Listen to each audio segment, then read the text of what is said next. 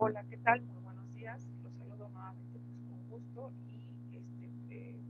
pues vamos a comenzar con otro segmento más de Derecho Mercantil 2 relativo a los títulos y operaciones de crédito, en específico las operaciones de crédito. Hemos estado analizando en sesiones clases anteriores lo que es obviamente pues también el apartado mercantil, que no solamente contempla títulos de crédito, que ya vimos pues ciertas de sus características que lo podemos recordar o visualizar en sesiones de clase pasada. En el segmento, en este caso pues anterior, el último, al que le vamos a dar continuidad en esta ocasión, vamos a poder tomar en consideración el tipo de operaciones de crédito tales como, yo creo que de los principales que conocemos, de los que se nos vienen a la mente cuando nos hablamos de algún tipo de crédito, es precisamente la tarjeta de crédito. Entonces, sin más preámbulo, voy a seguir compartiendo el archivo que hemos estado analizando en las últimas ocasiones, pues para poder seguir darle eh, este análisis que se merece y que es debido. Tenemos cuáles son las ventajas y las desventajas de la tarjeta de crédito. Bueno, tenemos que las ventajas son la facilitación y simplificación de pagos al sustituir el efectivo. Por supuesto, nos hace que en cualquier establecimiento, tienda departamental o inclusive compras en línea, ya sabemos que a través o a raíz de la pandemia hemos tenido evidentemente pues la facilidad de comprar sin necesidad de utilizar efectivo e inclusive sin necesidad de salir de casa, y que las compras puedan llegar inclusive a domicilio. Entonces, la pandemia creo que tuvo auge todas estas compras online. Entonces, creo que esa es una de las principales ventajas, ¿no?, de la utilización de los créditos o de las tarjetas de crédito. Otra circunstancia, se dispone del crédito en forma automática.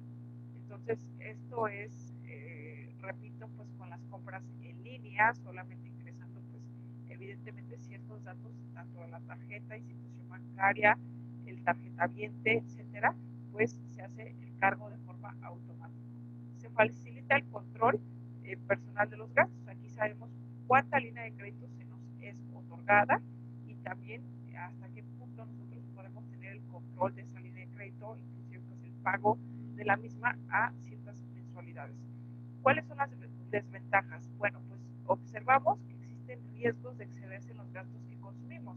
No es lo mismo tener una línea de crédito a lo mejor de 10,000 pesos mensuales cuando, por ejemplo, mis ingresos son de 8,000 pesos mensuales.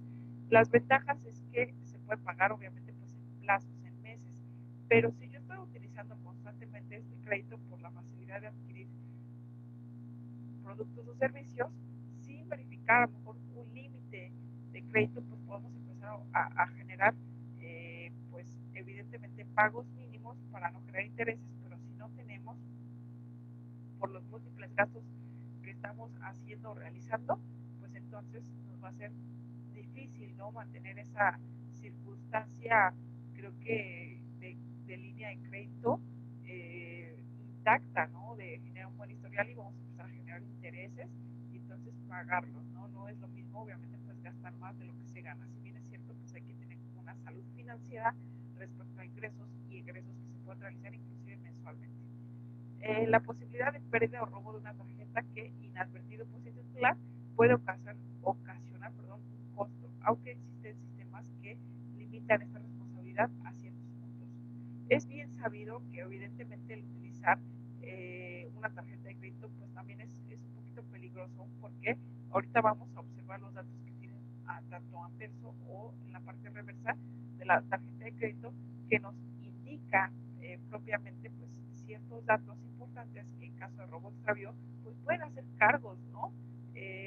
Obviamente pues que nosotros tendríamos que cubrir porque somos los titulares de dicha tarjeta de crédito. Entonces, al momento de que, como dice, ¿no?, aquí pase inadvertido por el titular el robo o extravío de la tarjeta y no se dé aviso oportuno a la institución bancaria, puede ocasionar que existan cargos, que se realicen compras y obviamente pues que nosotros no hicimos, que no autorizamos, pero que si bien es cierto, pues tendríamos que estar cubriendo o pagando.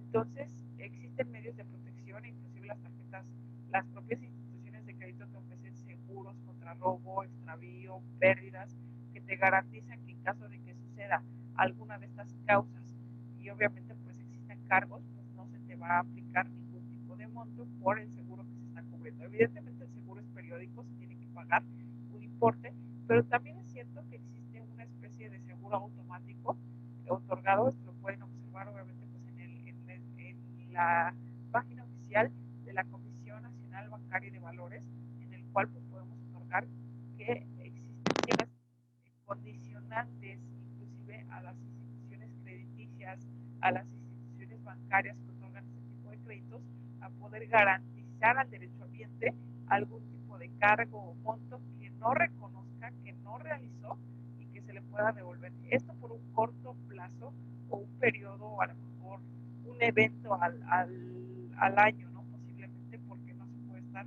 abusando de estos beneficios, buscando la flexibilidad de estar haciendo compras y después desconociendo el hecho de realizarlas. Eso también pues implica inclusive un mal historial, ¿no? En el momento de que te puede llegar a generar pues problemas con la institución bancaria, se te puede rescindir pues la tarjeta de crédito o el préstamo otorgado. Y tenemos cómo opera la tarjeta de crédito. Bueno, aquí tenemos inclusive de forma gráfica, nos manifiesta en forma de terminal, como obviamente pues también el pago, ¿no? En físico con el plástico, este es el plástico, la tarjeta en físico, y cómo pasa por la terminal para autorizar evidentemente la compra del producto o del servicio. La operatividad de las tarjetas de crédito básicamente es la siguiente.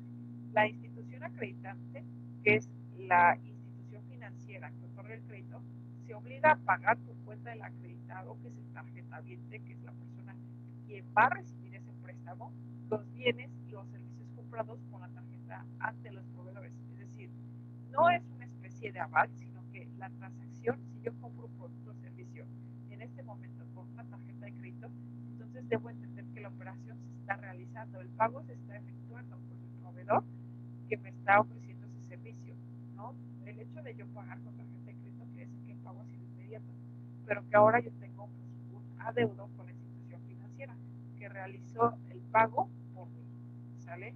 Entonces también pone a disposición del tarjetaviente dinero en efectivo en las oficinas de la propia institución, en las de sus corresponsales bancarios o a través de cajeros automáticos, que es lo más común el retiro por cajeros automáticos. Aunque también es bien conocido que el retiro en efectivo puede generar montos de intereses por retirar en efectivo, y esto depende también del tipo obviamente pues de contrato que se tenga, porque en realidad es un contrato también con la institución financiera. También pone a disposición del tarjetaviente dinero en efectivo. Perdón, eso ya lo revisamos. El tarjetaviente tiene derecho a conocer y conservar el contrato de apertura de crédito. El contrato debe especificar la forma de calcular el importe de los pagos mínimos mensuales en función de su saldo de tarjetaviente, así como las tasas de interés y comisiones. Esto es muy importante porque es dable saber o poder comparar con otros medios en el momento en que se pueda obtener pues algún tipo de comparativa de datos importantes sobre nuestra línea de crédito, toda vez que nosotros somos los que vamos a estar cubriendo ese importe y obviamente pues quienes aceptamos ese crédito de esa manera.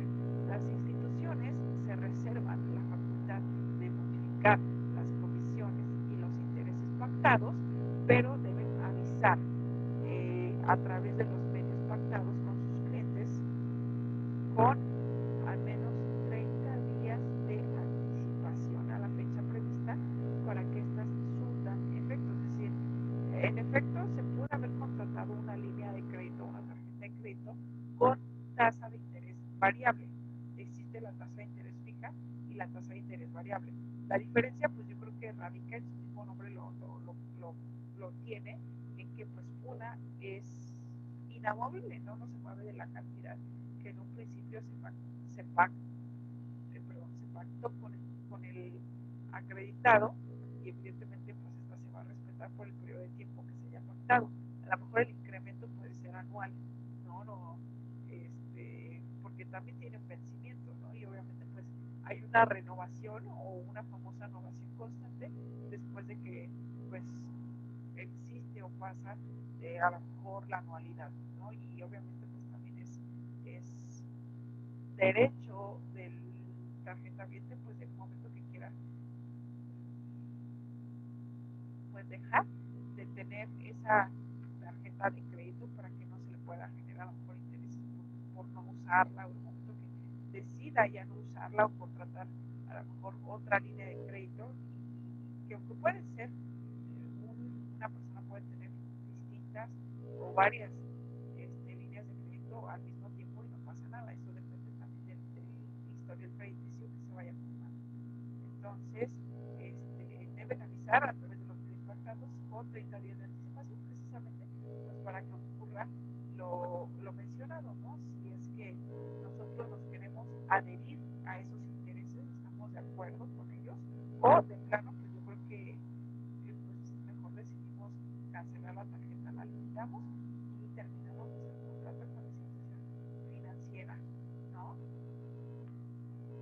Continuamos con los derechos de los clientes por dar por terminado el servicio en caso de no estar de acuerdo con los nuevos montos, sin que la entidad pueda cobrarle una cantidad adicional por este hecho, ¿no? Entonces, a eso se refiere también con el aviso oportuno, con anticipación, pues para que se pueda dar este tipo de circunstancias. Las instituciones financieras tienen la obligación de enviar al menos 2 veces al año sus acreditados un estado de cuenta indicando las cantidades cargadas abonados durante ese periodo. Entonces, si es un envío a lo mejor pues mínimo de 2 veces al año, pues me imagino que son pues semestrales, ¿no? El primer periodo y el segundo periodo de cada año calendario.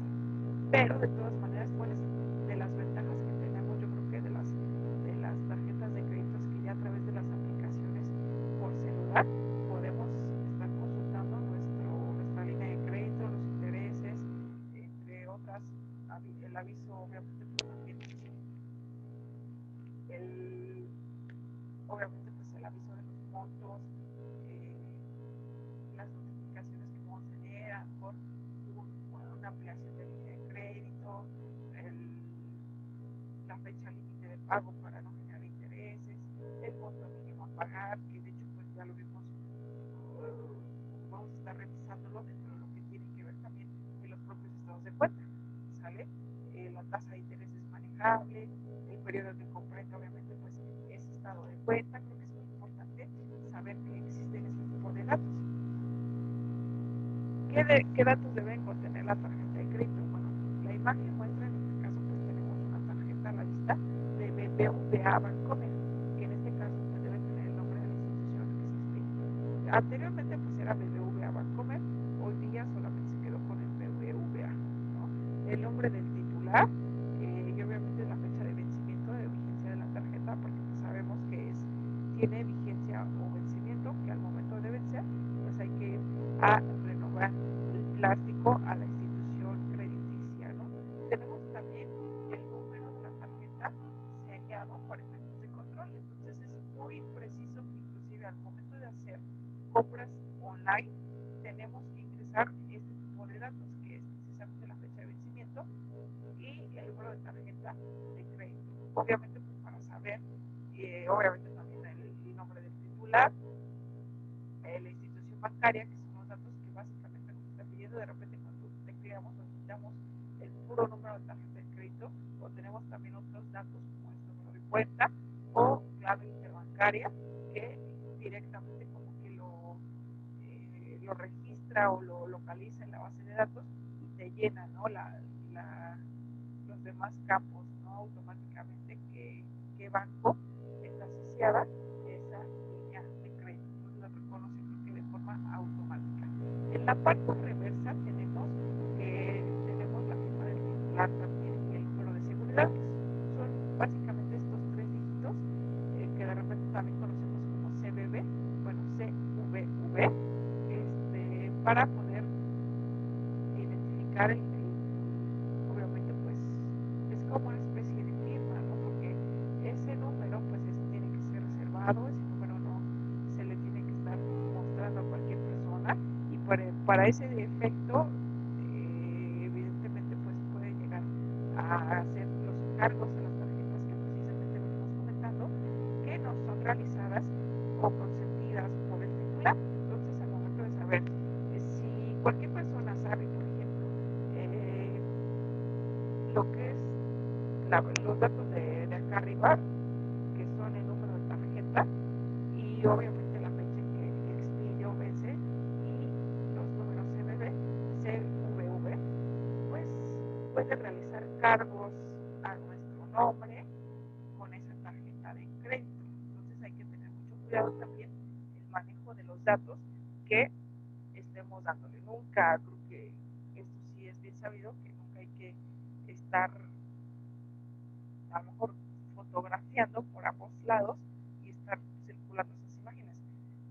Respecto a eso de que alguien se pueda aprender incluso tu número, que lo vio, etcétera, y que te pueda hacer cargos en la tarjeta por compras en línea, porque sabemos que, bueno, tanto ventaja como desventaja puede ser que las compras online pues se puedan realizar evidentemente sin necesidad del plástico. Entonces, en ese momento pues hay que tener cuidado también cómo se hace. Existen ya las tarjetas, creo que ya las más recientes, son sin números. Entonces, tarjetas sin números. No vienen los números, entonces no pasa nada, absolutamente nada, sino que es a través de la aplicación que podemos verificar cuáles son sus números, e inclusive el CVV es una clave dinámica que puede estar cambiando para mayor seguridad del tarjetaviente, para evitar que pasen este tipo de cosas, en el cual, bueno, pues nos roben sus datos y pueden hacer cargos sin consentimiento del tarjetaviente. Y bueno, aquí ya, ¿qué es lo que debemos de apreciar dentro de un estado de cuenta? Entonces, este estado de cuenta, en este caso, este ejemplo es de la banca española Santander.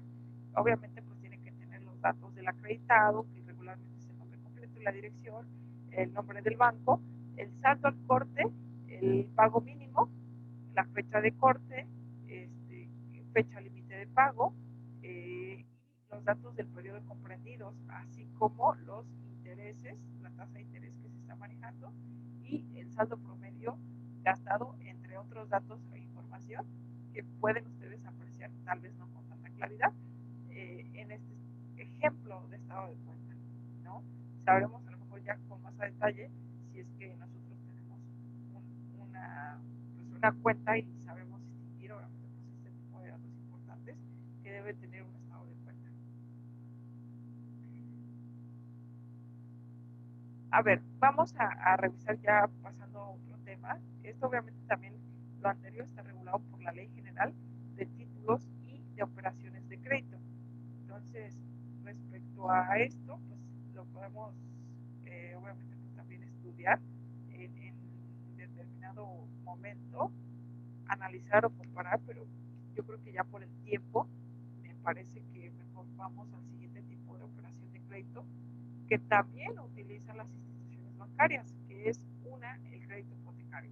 De forma o a manera de preámbulo, puedo llegar a comentarles que el crédito hipotecario, evidentemente el crédito es un préstamo. Ya lo hemos estudiado y revisado, creo que pues, de forma pues, bastante amplia o profunda. Ahora, la parte hipotecaria implica que existe o que ello implica un contrato de garantía. Un contrato de garantía, pero indispensablemente tiene que ser sobre un bien inmueble, no tiene que ser sobre un bien mueble, porque ahí sería otro tipo de garantía, que sería una garantía sobre una prenda, que es un objeto movible. El bien inmueble es inamovible y precisamente pues el crédito o el préstamo, ya sea para adquisición, construcción, remodelación, ampliación o de lo que se trate, pues tiene que ser considerablemente más arriesgado que a lo mejor una tarjeta de crédito. En ese sentido, podemos estar observando que si el crédito es mayor, el riesgo, por ejemplo, de la institución crediticia es mayor a efecto de que a lo mejor no se llegase a cumplir, ¿no? lo referido, lo pactado en ese sentido por el tarjetaviente. Entonces, ahí tenemos pues, una problemática importante.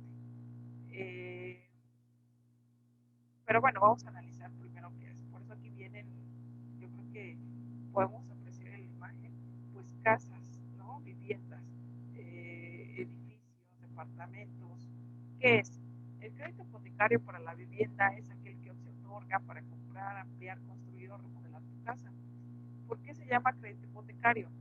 Al crédito para la vivienda se le llama comúnmente hipotecario porque la persona que recibe el crédito debe dejar el inmueble en garantía, que se llama, eso se llama hipoteca.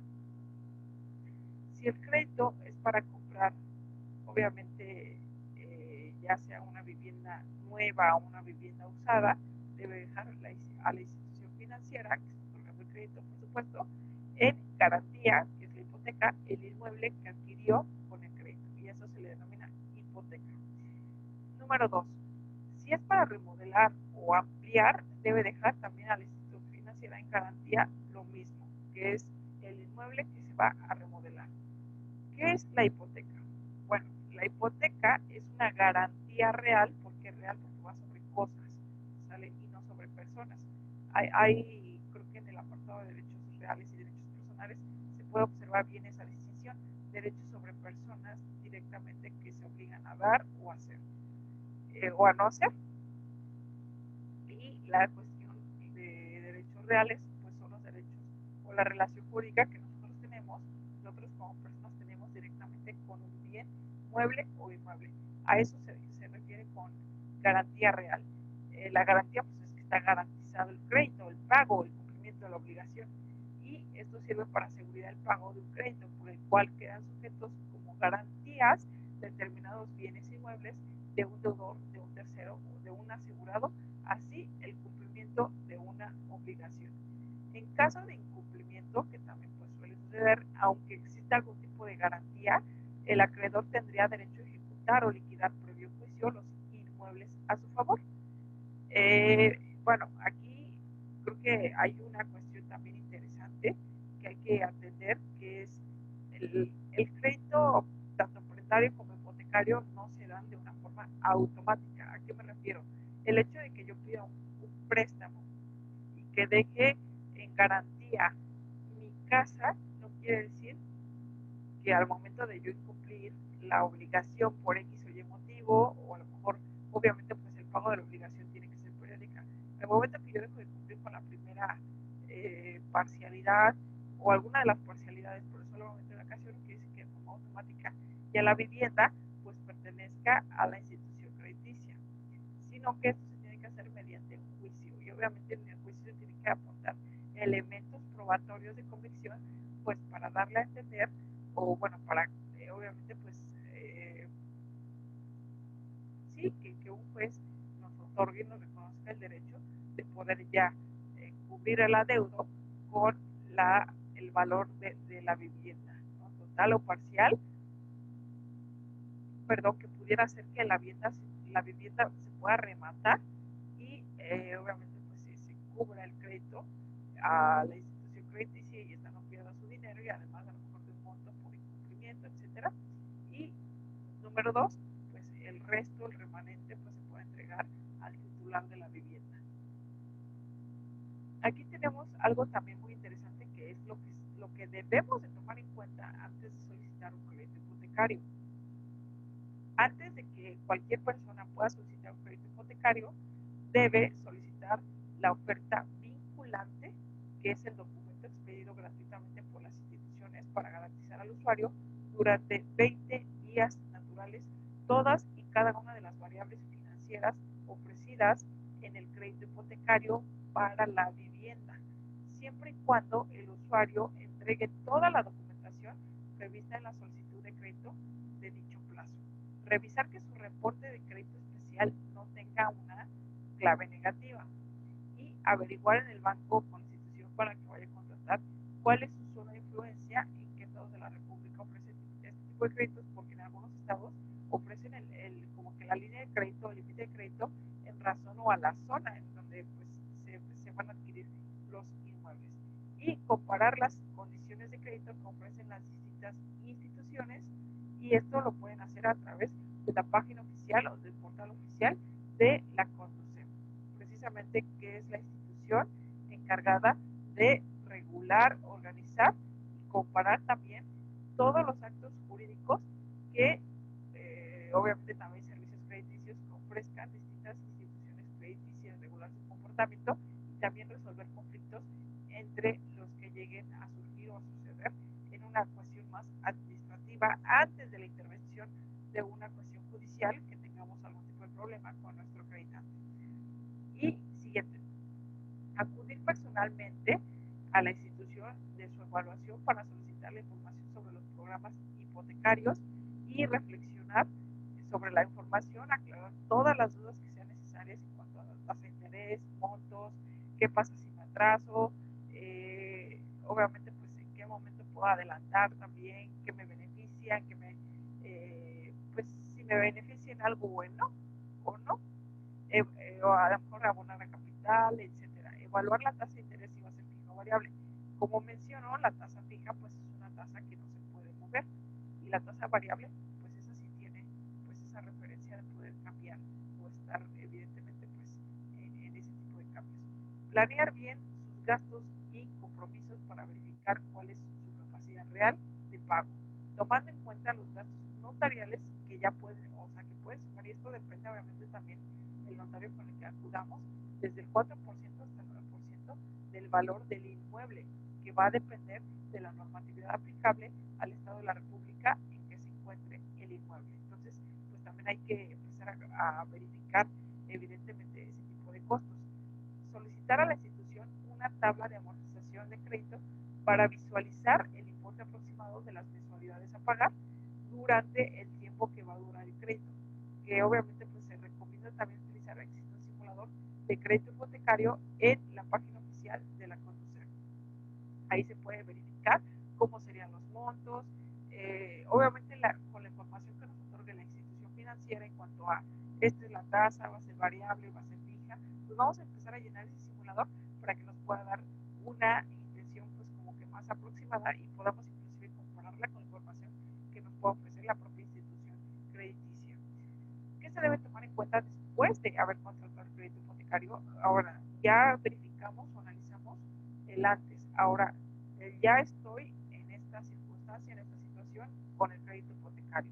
Después de contratar el crédito, la persona debe, el número uno, verificar los compromisos adquiridos en su contrato y cumplirlos puntualmente durante todo el tiempo que dure el crédito. Estar pendiente de los días de pago correspondientes a cada amortización para evitarse intereses moratorios y problemáticas. Consultar los estados de cuenta, pues en estos vienen detallados todos los movimientos efectuados durante un periodo determinado. En caso de no estar de acuerdo con estos, debe efectuar su reclamación sin rebasar el límite de tiempo que indique la institución financiera, ya que después de ese tiempo no va a admitir reclamación alguna. Y aquí me gustaría hacer pues hincapié en el hecho de la figura que existe la prescripción. ¿Qué es la prescripción? Cuando la prescripción se entiende como la pérdida o la adquisición de algún tipo de derecho o de alguna obligación por el simple transcurso del tiempo. A esto me refiero, pérdida o adquisición, existen dos tipos, prescripción positiva y prescripción negativa. Entonces hay que atender a la lógica que si yo estoy perdiendo un derecho, la prescripción sería en sentido negativo. Pero si yo estoy adquiriendo un derecho, la prescripción sería en sentido positivo. ¿A qué me refiero? Pues siempre, a lo mejor en la mayoría de los actos jurídicos existen dos personas, ¿no? Obviamente, pues si existe un derecho y una obligación que por el simple transcurso del tiempo se entiende que pues, no se ejercitó, no se quiso, entonces pues cambia o vence ese derecho que no es como pues permanente o perpetuo, ¿no? En ese sentido, por ejemplo, si yo tengo la posibilidad de hacer una reclamación por una circunstancia, un estado de cuenta, un periodo, una tasa aplicable en un periodo de tiempo, de un ejercicio a lo mejor de un mes atrás, pues ese derecho a hacer una reclamación o algún tipo de aclaración ante la institución, pues por supuesto que queda, ¿no? Pero no es para siempre, no es que yo llegue y años atrás que pues observé que hubo una irregularidad, vengo y quiero hacer la reclamación. No se da de esa manera, entonces prescribe. En este caso, mi derecho, un ejemplo, ¿no? Que prescriba a los 3 meses porque podamos a lo mejor hacer una reclamación por un estado de cuenta o por un cálculo, una gestión de cuestión de intereses de un mes específico, del comportamiento de un mes específico, cuando ya pasaron 2 años, ¿no? Entonces, evidentemente la prescripción es negativa en mi ya no tengo la posibilidad de ejercitar esa reclamación, o al menos no ante la institución. Entonces prescribe negativamente en mi contra y prescribe en su favor, a favor de la institución crediticia, aunque sí haya sucedido la cuestión de que sí existe una reclamación pendiente por atender, ¿no? Evaluar la conveniencia de realizar los prepagos parciales por el total de la deuda y también revisar los intereses que puedan ser deducibles de impuestos año con año.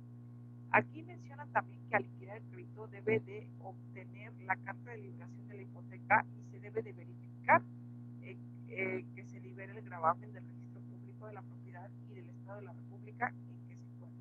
Hay que recordar que las hipotecas, bueno, pues también tienen creo que esa puntualidad de que deben darse por escritura pública porque se tiene que inscribir en un registro público de la propiedad. En el momento pues en que el bien inmueble sí está a lo mejor los derechos a nombre de cierta persona, pero está grabado en el hecho de decir, pues tiene una carga, no se puede vender, no se puede comprar, no se puede celebrar actos jurídicos porque todavía está en proceso de transmisión. Entonces, la persona que va a ser dueña no es totalmente dueña de la misma, sino que hasta que liquide el crédito se quita ese gravamen y ahora sí se pudiera hacer los actos jurídicos que se puedan celebrar con esa vivienda.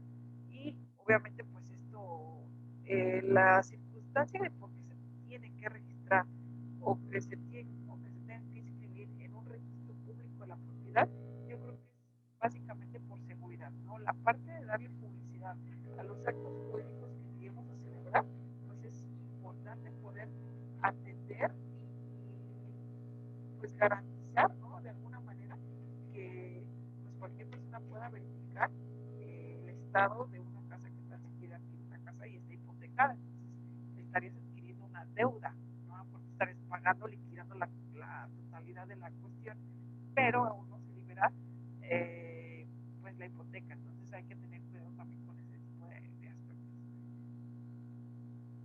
Vamos a analizar ahora el crédito corporativo o el crédito empresarial. ¿A qué se refiere este? Bueno, aquí este es otro tipo de crédito, otra línea de crédito que ofrecen las instituciones financieras ahora pues a corporativos o empresas, en específico personas que se dedican específicamente a actividad empresarial, aunque no estén constituidas totalmente como, como empresas, ¿no? Entonces, ¿qué es? Número uno, ¿qué es? Este crédito es un contrato por medio del cual las instituciones financieras otorgan recursos, es decir, el dinero, para canalizarlos a la producción. ¿Qué tipos de créditos utilizan? Las instituciones utilizan el siguiente tipo de crédito, que puede ser el crédito simple, puede ser el crédito fiduciario, puede ser el crédito de habilitación, o avío y el refaccionario. El de habilitación o avío también puede ser pues como crédito de producción, pero ahorita vamos a ver las características de cada uno de ellos. Estos créditos se clasifican de acuerdo al destino y al uso que se les dé. Ahora, tenemos la clasificación por destino de recursos, que es dependiendo del destino de recursos, los créditos se clasifican en dos grandes grupos, que es uno para capital de trabajo, y dos para inversión en activos fijos.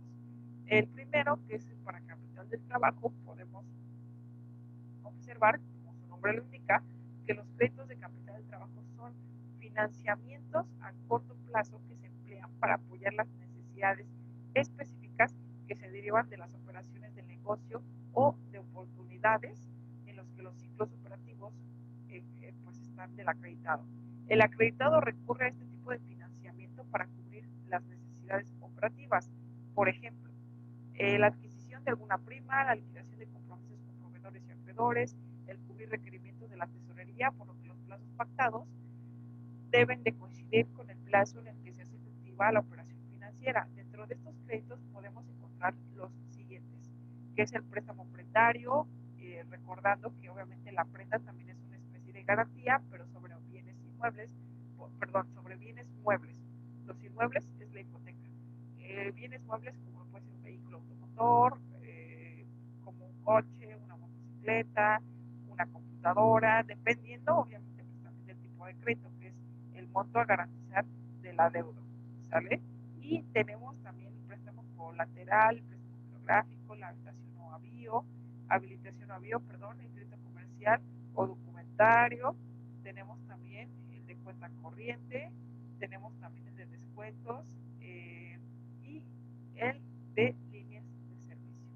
Así también tenemos créditos por inversiones en activos fijos, que es creo que el segundo grupo que hemos estado mencionando, que son financiamientos a mediano y largo plazo para la adquisición de activos fijos, ampliación de una planta productiva, el desarrollo de proyectos industriales y proyectos inmobiliarios, entre otros. El financiamiento debe incluir garantías que generalmente son los bienes que se van a financiar. Su formalización requiere de un contrato de crédito ratificado ante el fedatario público que corresponda y se ha inscrito más bien también en el registro público de la propiedad del comercio. El plazo de los créditos se determina en función del destino del crédito y la capacidad de generación del efectivo del acreditado. Dentro de estos créditos podemos encontrar en específico los siguientes: el refaccionario, el CIFRE, el de unidades industriales, arrendamiento financiero, otros créditos de garantía inmobiliaria y algún tipo de crédito por la vivienda que ya estuvimos analizando. Ahora, de forma rápida vamos a ver el tipo de crédito simple. ¿Qué es? El crédito simple es un crédito de largo plazo más común y su fin es financiar diversas necesidades crediticias de personas físicas con actividad empresarial o de personas morales dedicadas a la producción y o comercialización de bienes y servicios. Sus características consisten en que solo se utiliza para un tipo de proyecto, el contrato se finaliza cuando se termina de pagar el crédito, el dinero se puede destinar solo a una de las necesidades del empresario, como no, pues, o compras capital de activos fijos o capital de trabajo, reestructuras pasivos y o compras inmuebles o maquinaria de equipo. ¿Cuáles son los requisitos para este crédito? Destinar el crédito a una finalidad mercantil que fomente su actividad. Comprobar el propósito del crédito y su capacidad de pago para que puedan determinarse el importe total, el plazo, el periodo y la gracia y su disposición. Poder presentar las garantías reales y o personales, recordando pues, derechos reales y derechos personales, que el otorgante del crédito a su juicio con base en la evaluación del riesgo le solicite tales como colateral de título de crédito, prendario, una garantía hipotecaria, una garantía fiduciaria, un aval, entre otros. En caso de tener que presentar garantía personal, esta persona, si es un aval, deberá estar obviamente pues, suficientemente evaluada con constancia escrita y firmada y no deberá tener una antigüedad mayor a 6 meses. Tener antecedentes crediticios adecuados en el buro de crédito. Entonces, cuidar por ahí nuestra salud financiera en cuanto al buro de crédito se trata también es importante para que nos puedan, para que la institución crediticia pueda tener el crédito es confianza, es fe en, obviamente, el regreso del pago o del dinero, obviamente, dado en préstamo. Entonces, para que aumente estas firmezas, estas líneas que toman en consideración las instituciones crediticias para otorgar un tipo de préstamo del que se trate, pues es importante poder hacer historial crediticio, ya sea en las tarjetas de crédito, cualquier tipo de préstamo, sobre todo si es bancario, se establece pues un historial crediticio que puede ser bueno, puede ser pues, regular y puede ser malo, ¿no? Tan malo que puede obviamente llevarnos a un buro de crédito y darle aviso a otras instituciones que pues hay que tener pues cuidado con el préstamo porque el riesgo es alto, es muy alto, ¿no? Para las personas que suelen no pagar sus créditos y sí utilizarlos. Y bueno, tenemos que hacer que el contrato, la operación se formaliza contractualmente, obviamente a través de un contrato en el cual tenemos derecho a tenerlo, bueno, a conservar una copia al menos, y a la firma del contrato deben concurrir o lo que se dice también acudir, además de la persona que va a ser acreditada, la persona garante, el depositario legal o aval, el fiador o obligado solidario según sea el caso. El contrato de apertura de crédito puede ser privado o elevado a escritura pública, según el tipo de garantías aceptadas. Si se trata de garantía hipotecaria, es por medio de escritura pública. Y el acreditado puede otorgar o transmitir al acreditante un título de crédito de cualquier otro documento como reconocimiento del adeudo. Y acerca de la restitución, tenemos que el acreditado deberá devolver el importe del crédito al acreditante, así como de los premios, intereses, comisiones, etcétera, en el plazo estipulado. Si no se fijó plazo para la devolución de las sumas o para que se reintegre el acreditante, esto es sumamente difícil porque regularmente las instituciones financieras o las instituciones bancarias sí fijan un plazo, pero entonces para el cumplimiento de las obligaciones es exigible al vencimiento del plazo estipulado en el contrato. ¿Cuáles son las causas de extinción de este tipo de créditos? Es que la disposición total de su importe, a no ser que el crédito se haya abierto en cuenta corriente, la expiración del plazo convenido, la notificación de haberse concluido el contrato cuando no hubiera un plazo fijo, la denuncia del contrato, la falta o disminución de las garantías pactadas a cargo del acreditado, el que cualquiera de las partes se haya en estado de quiebra, suspensión de pagos o liquidación judicial, y la muerte, interdicción o inhabilitación o ausencia del acreditado o la disolución de la sociedad a la que se le concedió el crédito. Ahora, bueno, para la próxima sesión clase vamos a verificar cuáles son las clasificaciones del crédito simple. Que bueno, como preámbulo tenemos que son créditos de dinero o de firma, créditos de cuenta corriente, como son las tarjetas de crédito, y los créditos descubiertos y garantizados, créditos libres o no. Bien, por el momento pues es todo.